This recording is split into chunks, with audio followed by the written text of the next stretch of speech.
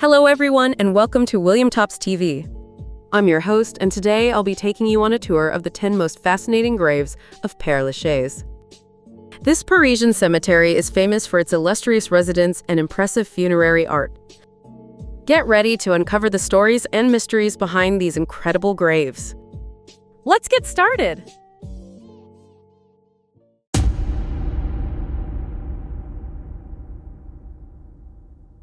Felix Faure was president of France from 1895 until his death in 1899. His presidency is known for the Franco-Russian alliance and the Dreyfus affair. However, it is his death that has made his name famous outside France. Faure died of a stroke while in bed with his mistress, Marguerite Steinheil. Rumors emerged that he died while receiving oral sex from her. While the exact details remain uncertain, this scandal has become an infamous example of political gossip. On his tomb, Faure appears wrapped in a cloth that some interpret as a flag, while others see him reclining on his deathbed. Georges Clemenceau wrote the epitaph, Il voulait être César, il ne fut que Pompée, which translates to, he wanted to be Caesar, but ended up being Pompey.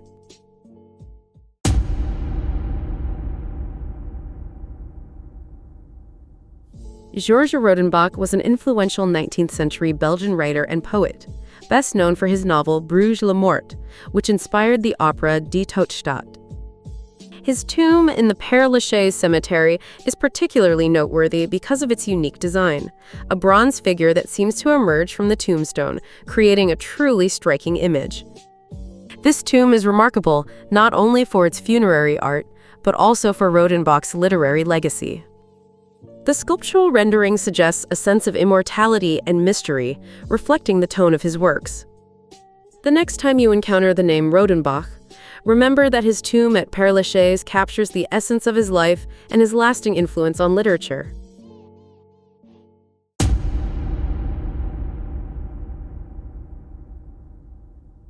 Jean-Baptiste Poquelin, known as Molière, is one of the most famous comic playwrights in history. His death is as well known as his work. Molière suffered from tuberculosis for many years, but despite his illness, he insisted on performing his last play, Le Malade Imaginaire, also known as The Hypochondriac.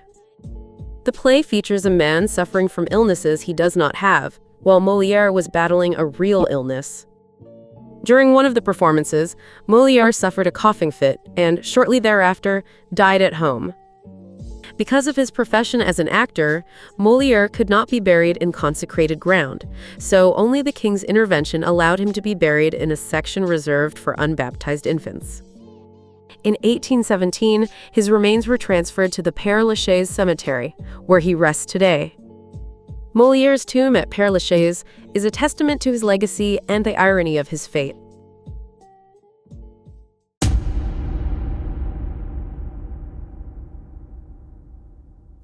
Frédéric Chopin is widely recognized as one of the great masters of the piano. His music continues to fascinate audiences around the world and challenges those learning to play the piano. Born in Warsaw, Chopin moved to France, where he lived and worked for much of his life. He died in Paris after a long struggle with lung disease. After his death, Chopin was buried in the Père Lachaise Cemetery. However, his heart was removed and sent back to Warsaw, where he was buried in a special tomb in the Church of the Holy Cross. Chopin's grave at Père Lachaise is often adorned with bouquets of flowers in tribute to his musical legacy. The tomb is crowned by a statue of Euterpe, the muse of music, weeping while holding a broken lyre, symbolizing both the sadness of his loss and the greatness of his art.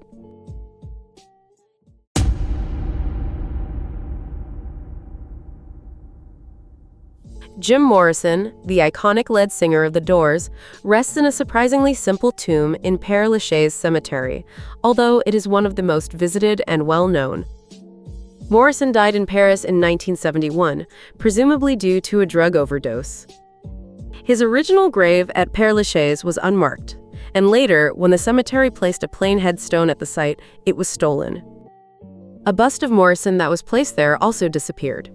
Morrison's grave has become a place of pilgrimage for his fans, who leave gifts, flowers, and write poems or messages around the headstone. In 2008, To protect Morrison's grave and others in the cemetery, a guard was hired to prevent the grave from being damaged or vandalized. Despite its simple design, Morrison's grave remains an important point of tribute for fans of the legendary musician. Before we continue, don't forget to like and subscribe. We also invite you to activate the notification bell so you don't miss any of our upcoming videos.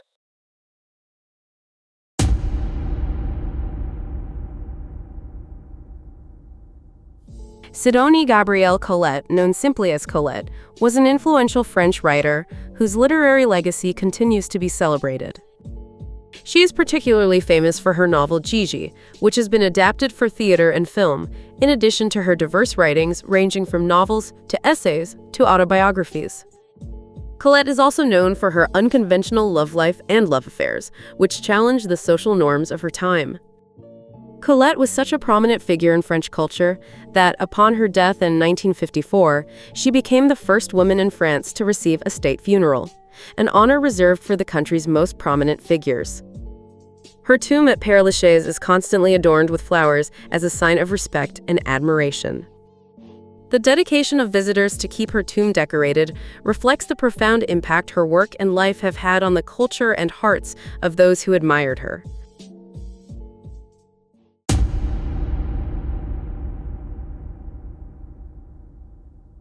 Théodore Géricault, who died at the age of 32, left a profound mark on art with his influence on the Romantic movement.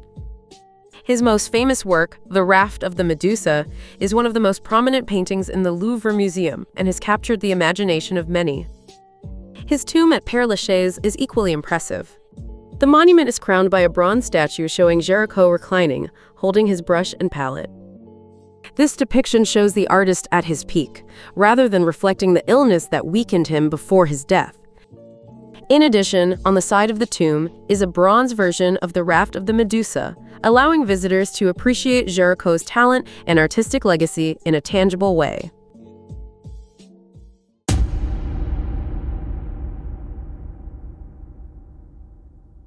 Victor Noir is better known for his grave than for his life. Born Ivan Saman, he changed his name when he moved to Paris to work as a journalist. His tragic death occurred in 1870 during a duel. Noir was one of the seconds who organized the duel between the owner of the newspaper he worked for and a cousin of the emperor. After an argument, the prince shot and killed Noir. Noir's tomb is famous for its bronze statue, which shows him lying on his back as if he had been shot. The sculpture is so detailed that Noir's pants have a prominent crease, giving him a controversial appearance. This statue has become a symbol of fertility. It is believed that if a woman rubs this area of the statue and leaves a flower in Noir's hat, she will find a husband in less than a year.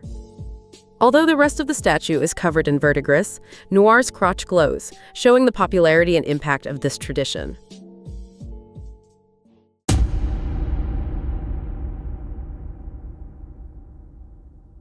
The story of Abelard and Heloise is one of the most famous romances of the Middle Ages. Abelard was a renowned French philosopher and logician, and one of the foremost teachers of his time. He was hired to teach Heloise, a wealthy young noblewoman, and during their time together, a deep romance arose between them. Their relationship led to an illegitimate child and a secret marriage. When Heloise's uncle discovered their relationship, he took drastic measures. He sent Heloise to a convent and castrated Abelardo. Despite these tragic events, Abelard and Heloise continued to exchange letters, which are well known and have been preserved over the centuries. In 1817, the remains of Abelard and Heloise were buried together in a large tomb in the Père Lachaise Cemetery, as a symbol of their eternal love. Today, it is a tradition for modern lovers to leave letters on his grave, as a tribute to their tragic but immortal romance. Although visitors' letters may not fulfill their wishes, the act of leaving a message on the grave remains a touching way to honor these two great lovers.